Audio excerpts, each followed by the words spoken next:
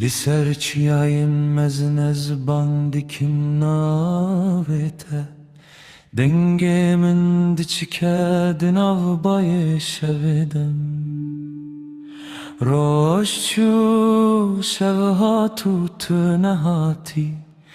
Dilemin vekkevireçi aşikesti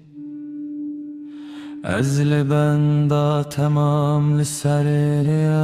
adirêj Çavê min li dûrê man bêhêlî û bêhêj Gotinên te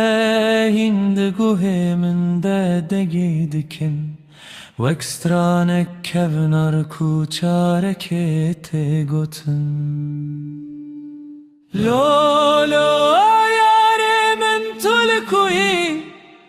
Betevçiyajı min retari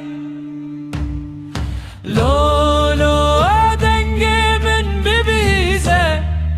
Evdil jiberte dişevite Lo yare min tulkuyi Betevçiyajı min retari Lo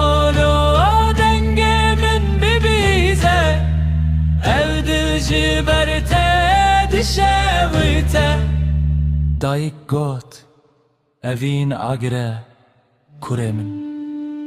Ez ne baver bum heta kuketim nav şeviti Tıçuyi ve gbarani kuhuri Min hiştina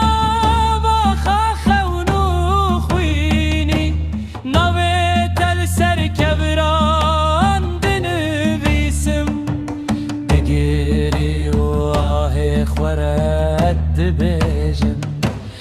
Ev çîrok neyayek roje